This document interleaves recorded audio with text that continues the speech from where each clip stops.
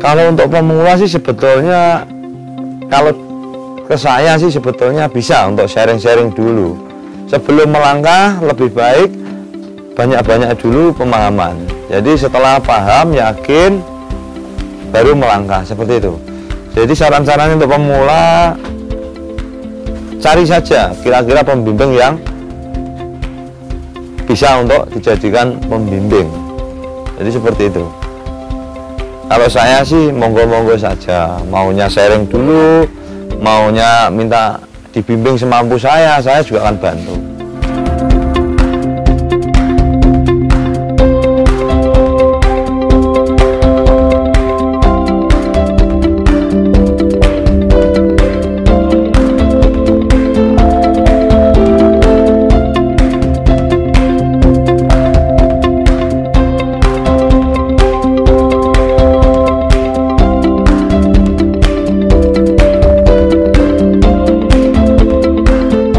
Assalamualaikum warahmatullahi wabarakatuh. Perkenalkan, nama saya Pak Nonot.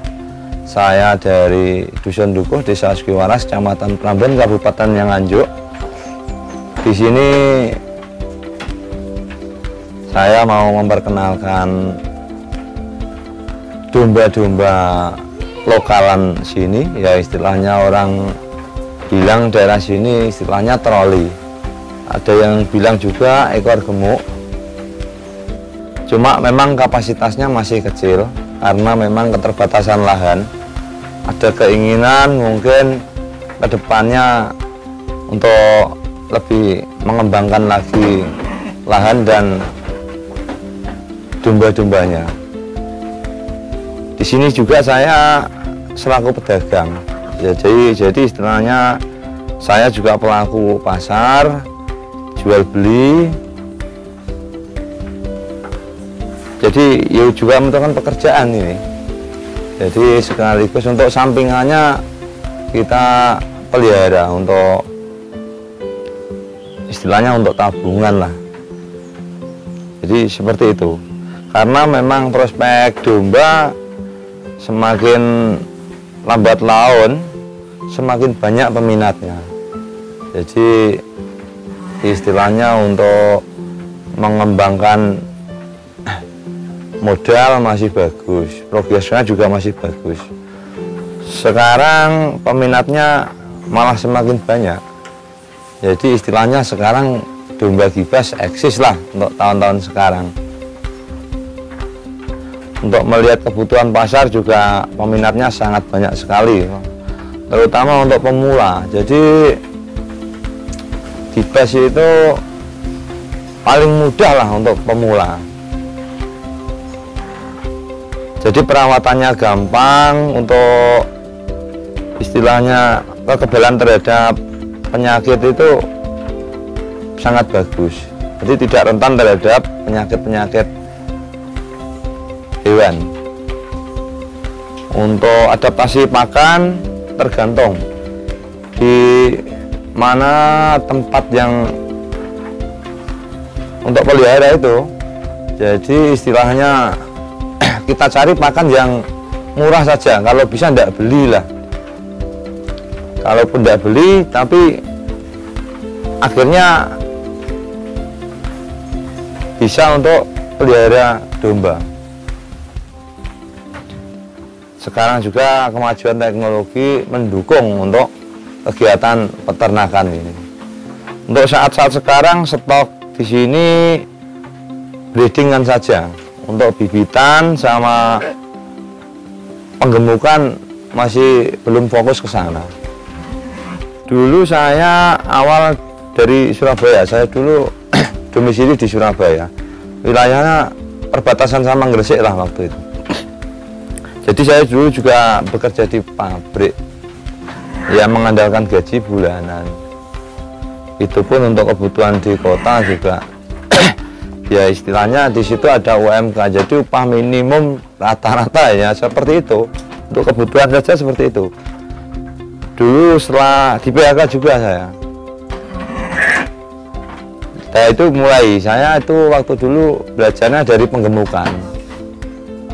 Kalau penggemukan waktu itu sudah berhasil, menurut saya tahap untuk mengatakan saya berhasil bahwa peliharaan saya betul-betul sudah gemuk, itu kalau penggemukan jadi situ saja. Kemungkinan yang fleksibel ya itu tergantung saja untuk biaya kos agar tidak terlalu tinggi. Kalau di sini sih rata-rata semuanya beli. Nah itu tinggal kita kreativitasnya seperti apa. Jadi kita tinggal ngolah pakan yang mungkin harganya yang murah-murah saja. Istilahnya yang nyari pun tidak disuruh beli sama orang, ya mungkin hijauan, terus limbah-limbah dari industri sekitar lah mungkin. Ya mungkin jungle juga bisa, kebun juga bisa, seperti itu.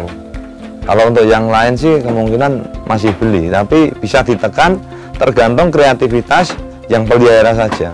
Bisa dicari solusi pakan termurah. Cari aja limbah-limbah yang tidak bayar, nah itu dicoba dulu. Jadi seperti itu. Kalau mulai dari beternak dulu seharusnya, jadi dari situ nanti kita paham karakter dombanya, karakter jadi makannya seperti apa, menjaga kondisi kesehatannya seperti apa, terus istilahnya menjaga agar modelnya tetap berkualitas. Itu memang harus ada seperti itu, perawatan-perawatan yang seperti itu. Jadi setelah mahir nanti istilahnya sudah punya pengalaman pelihara, bisa menggemukkan, bisa mengembangkan, ya istilahnya breeding kan berkembang jadi banyak. Dari situ sambil kita memahami seperti itu. Jadi nanti di situ kita harus menafsirkan harga. Jadi saya berangkatnya dulu dari situ. Saya dari peternak dulu. Dulu saya istilahnya orang sini itu malah buruh saya. Bagi hasil dulu itu waktu tahap-tahap awal. Setelah memahami, setelah kita tahu betul seluk-beluk dari domba itu, kita lambat laun akan memahami juga bagaimana untuk menjadi pedagang, apalagi pedagang yang dipercaya banyak pelanggannya, seperti itu. Jadi mitranya banyak. Karena gini, untuk saya sendiri di sini sih kebetulan kita kurang lahan, ada kemauan tapi finansial untuk lahannya masih kurang. Jadi saya harus pandai-pandai betul dalam bekerja sama dengan mitra-mitra saya. Gitu. Jadi kalau istilahnya di sini mungkin stoknya tidak banyak, tapi di langganan saya yang dulu-dulu beli, istilahnya itu kan untuk dijual lagi. Nah, kalau sama-sama menguntungkan, akhirnya minat untuk pemelihara itu selalu ada dari para pemula-pemula ini. Untuk menjual kita juga nanti bisa beli. Kalau dibeli orang lain juga bisa. Kalau harganya lebih bagus ya nggak apa-apa, malah dilepas di sana saja. Tapi kita mengawal untuk agar saling menguntungkan akhirnya kemitraan ini. Jadi bukan sekali beli sudah lepas, tidak. Kita terus saling konsultasi, saling komunikasi. Jadi mungkin untuk pemula tetap nanti masih bisa mendapatkan bimbingan semampu saya, sebisa saya. Tujuannya untuk saling menguntungkan agar minat untuk pemula ini ada, juga sama menguntungkan. Jadi yang peternak juga ada untungnya. Dari untung itu minat untuk memelihara itu selalu ada, tumbuh terus daripada waktu kan bisa untuk istilahnya sampingan ini. Jadi untuk kerja sambilan juga bisa. Istilahnya kalau kita kerja ngantor lah setiap hari, mungkin jadi PNS lah. Setiap hari kan istilahnya masuk jam 8. Sebelum jam 8 kita kan sudah kasih makan, ditinggal kerja, nanti pulang mungkin jam 4. Setelah jam 4 kita kan bisa kasih makan. Jadi seperti itu saja, perawatan seperti itu. Mungkin untuk diperhatikan nanti waktu libur bisa, mungkin untuk istilahnya diguyangi lah biar kelihatan bersih. Itu pun kalau tidak rutin juga tidak apa-apa. Masih banyak sekarang istilahnya obat-obat untuk membasmi kutu. Sekarang juga banyak tersedia di toko-toko peternakan. Ya seperti itu. Kalau untuk pemula sih sebetulnya, kalau ke saya sih sebetulnya bisa untuk sharing-sharing dulu. Sebelum melangkah lebih baik banyak-banyak dulu pemahaman. Jadi setelah paham, yakin, baru melangkah, seperti itu. Jadi saran-sarannya untuk pemula, cari saja kira-kira pembimbing yang bisa untuk dijadikan pembimbing. Jadi seperti itu. Kalau saya sih monggo-monggo saja, maunya sharing dulu, maunya minta dibimbing semampu saya juga akan bantu. Untuk pemula sebetulnya dicampur saja. Gini, untuk kualitas Supran, istilahnya kalau awal-awal itu pasti penasaran sama yang super-super. Itu juga nggak apa-apa, beli saja 1 ekor 2 ekor. Terus yang sedang-sedang saja, istilahnya harganya juga sedang, kualitasnya juga tidak terlalu jelek, juga bukan grade A sih sebetulnya, makanya kualitasnya sedang. Jadi bibitannya nanti kemungkinan untuk hasil breedingnya bagus. Jadi indukan yang seperti itu bisa juga dimulai dari harga yang paling rendah, mungkin indukan yang kurus-kurus tapi masih produktif bisa. Untuk dari darah-darah yang calon dan gesturnya yang bagus, yang diperkirakan bisa menjadi indukan yang bagus, itu juga ada. Nanti harganya disesuaikan. Untuk yang sedang-sedang saja, untuk pemula sebetulnya lebih bagus. Untuk menghindari gejolak daripada harga musiman kambing itu sendiri, domba itu sendiri. Jadi memang tergantung, kadang suasananya memang mahal, kadang karena faktor ekonomi juga nanti istilahnya domba itu juga ada harganya goyang juga. Tapi kalau sudah peternaknya sudah profesional, itu tinggal timing-timing saja. Modalnya sudah ada, kalaupun goyang ya malah ngisi sebanyak-banyaknya. Karena apa nantinya? Kalaupun murah itu masih juga ada solusinya. Nggak mungkin dibeli murah kalau kualitasnya gemuk. Jadi seperti itu. Jadi untuk pemula jangan berhenti untuk menambah wawasan-wawasan. Jangan malu untuk bertanya kepada yang lebih berpengalaman. Kalau untuk pakan sebetulnya nanti kalau saya sih sebetulnya nanti dilihat saja prakteknya. Jadi kita untuk pemula sebetulnya yang paling bagus memahami karakter domba itu sendiri. Kalau domba gibas ini sebetulnya alamiahnya kan hewan koloni. Jadi apapun yang ada di situ, terus ini koloninya banyak, nafsu makannya pun rakus, apa adanya di situ disikat juga. Untuk pemula yang bagus sebetulnya ya, kalaupun minim modal sih sebetulnya dimulai dari 2 ekor pun bisa. Nanti dari situ memahami dulu bagaimana perawatannya.